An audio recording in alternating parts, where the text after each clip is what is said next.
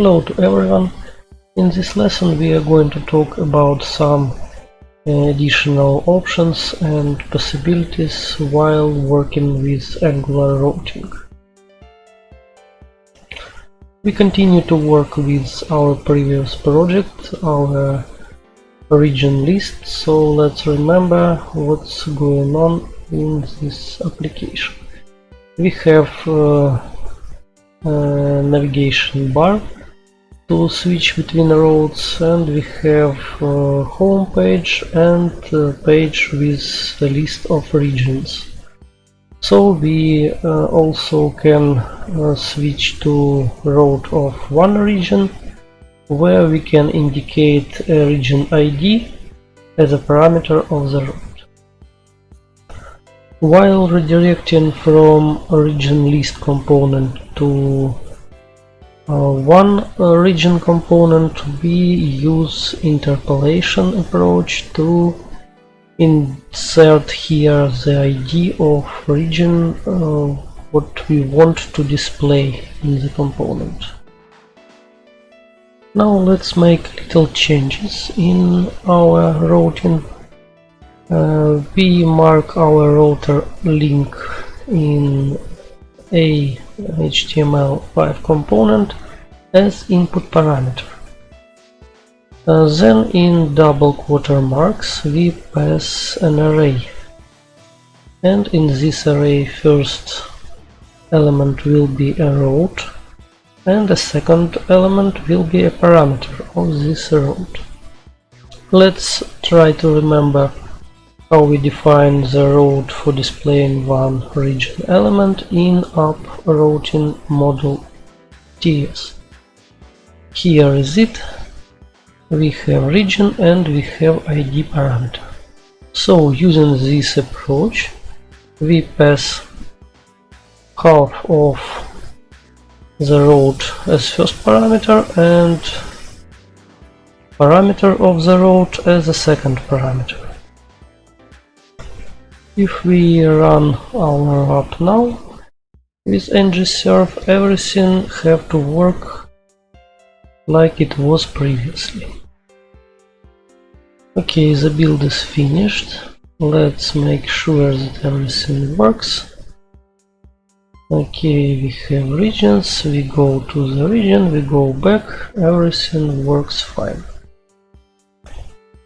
Now let's look at how to navigate one or another road using not router link but using TypeScript. Let's realize navigating between list and element using this approach. So let's look at changes. Changes will take place in region list component and in region component. In the class of region list component, in constructor we add dependency injection of router and put it into router variable. Next, using this router variable, we realize select region method. In this method we pass region ID as a number, and using our router service we call navigate method, where we pass an array of two values. First value is the part of path, the base path, and the second value is the parameter of the road path. The next change is in our template. Instead of a HTML5 element, we define click event for our list element, li HTML element. By clicking to this element, we call our select region method and pass here ID of current region. Also, we define style for element of the list. To the hover element we will highlight it with background color. So let's look at this component once more again. Region list component. Here we add a method select region, and we add dependency injection of router class. In template we add click event and remove a element with the link, with the router link. And also we add style for hovering an element of the list. The same changes take place in region component. In region component we also add dependency injection in the constructor. After this we add go back method that use navigate method of our router class. We navigate to region route, regions list route. Also in template we add button instead of href and add some styles for this button. Okay, let's look on the changes in our project. As we can see, we style differently the hovered element of the list. When we click to the element, an event select region take place of the list regions component, and we have go back button, by clicking on which we go back to our regions list component. In the next example we are going to look on how to split our code, our application models and routing models into several different parts. We start from adding two files to our region folder. It is a region routing model and a region model. In this model we place code which is in charge of region interface, region functionality. In a region routing model we will place routes that have to display region list component and region component, that is regions route and regions/id route. Then we include it into imports array of ng model decorator, but here we use not for root as we did in up routing component, up routing model, but we use for child and pass here this routes array. In a regions model we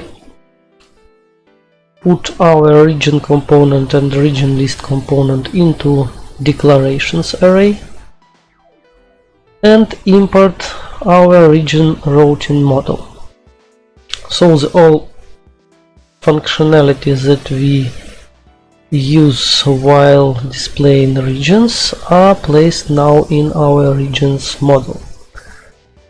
Then we modify our up module and up routing module modules. Let's look to the changes of this in these models. In routing, in a root routing model of our application, we exclude importing of regions component, region list and region component, and we also exclude two rows which is in charge of our routing for region list component and region component. We exclude these rows because we add them to the separate regions routing module. And in the up module we exclude importing again this regions component We exclude them from declarations because they are in declarations in routing module, in regions module. But instead of it, we import our regions model in app model. After all these changes, everything have to work the same as it was previously, but now we make little changes in the structure of our project, and it became more convenient to use. It became more readable, and future changes in this project will be easier than it was earlier.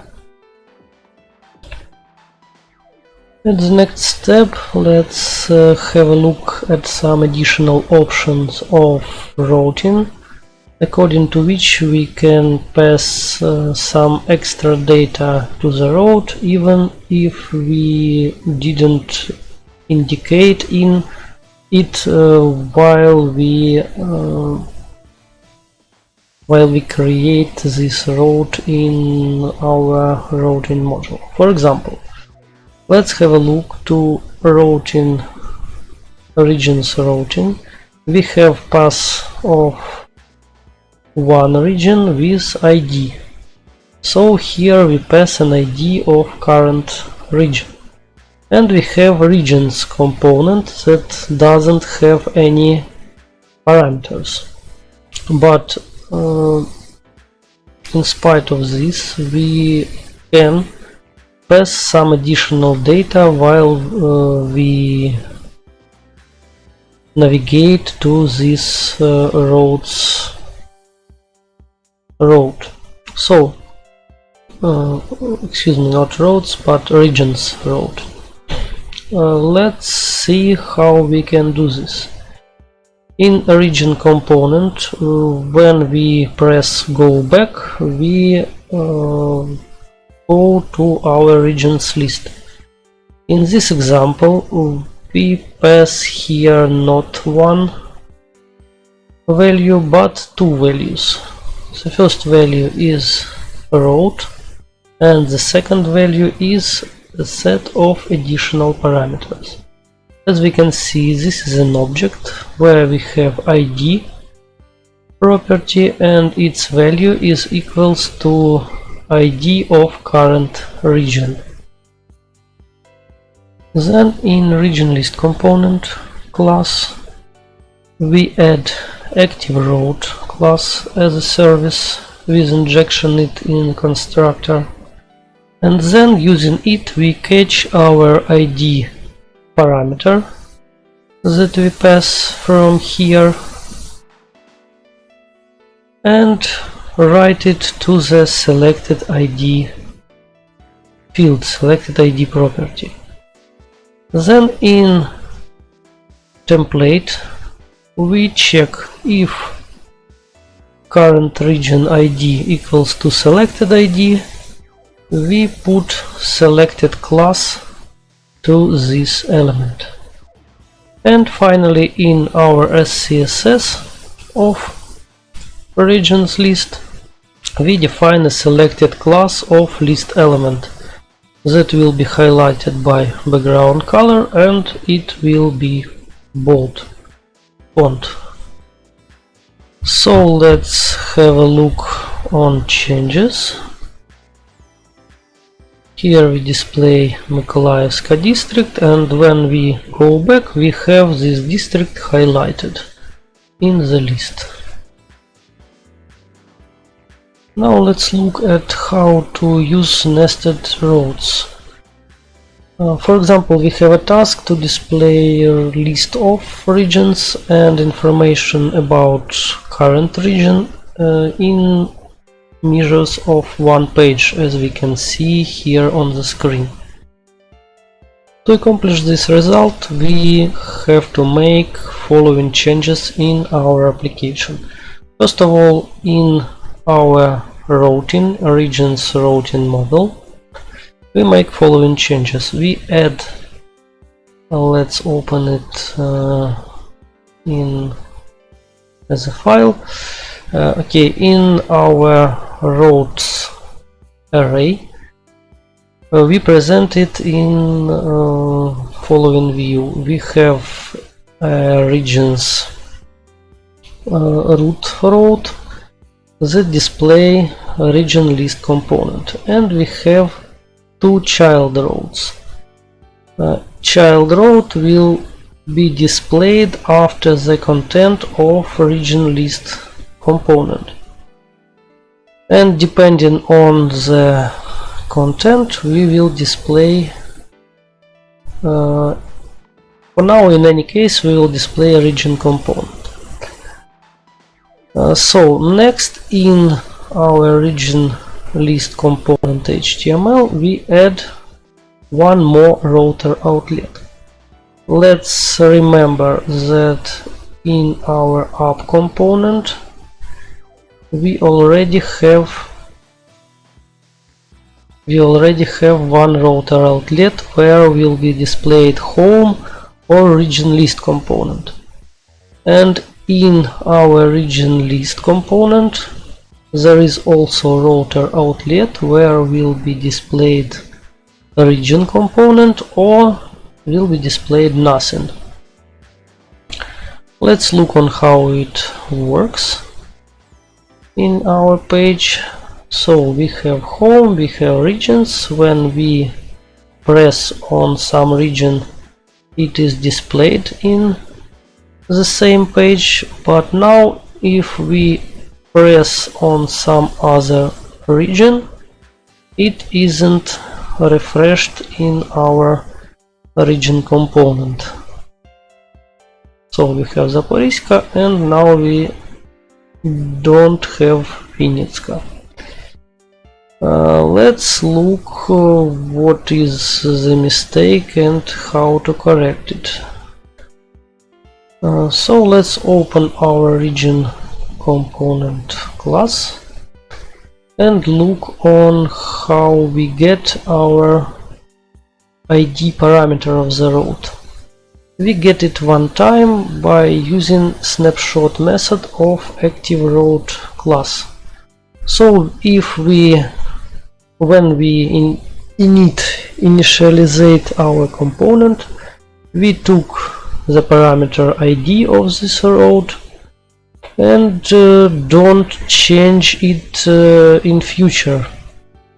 So when we firstly initialize the component, we get the ID 1 and then ID is changing, but we don't refresh it for our region component. To correct this behavior, let's use another method of activated road class. Let's open our region component TS in repository and look on changes. Instead of this row of getting our region ID from snapshot, we subscribe for changes in our road using for each method of params of our ActiveRoad. And each time we have changes in our road, we will get the ID param from params and write to region id, after which we refresh the data from our region data service using getRegin method. Also the same changes we made in our region list component class. Here, when we process the ID of selected element, and also we will make little changes in region routing module in this row to display an empty element when we don't pass ID of current region. Let's see how it changes behavior of our application. Let's choose Mykolaiivka. Everything's okay. Now we can see that when we switch between different regions, the region component refreshes its content. And finally, let's see how to use relative passes in routing instead of absolute ones. When we redirect to one component from one region from list of regions, we should use the following form of using navigate method when we want to use a relative route. Firstly, we pass only the additional part which we add to the current route, and the second parameter will be relative to current active route. Also, when we click into the element, we want to immediately mark the selected ID of it to highlight it as a current element. At the region component, we also use related form. We navigate level up from the current element, and we pass here our ID parameter as we did previously. Also, we do all this operation only if we have current component selected. So if we look on how it works, almost everything will be the same. We won't see here any changes related to related paths compared to the absolute ones, but also we correct some behavior connected with selected element of the list. So that's all for this lesson. Thank you for your attention and goodbye.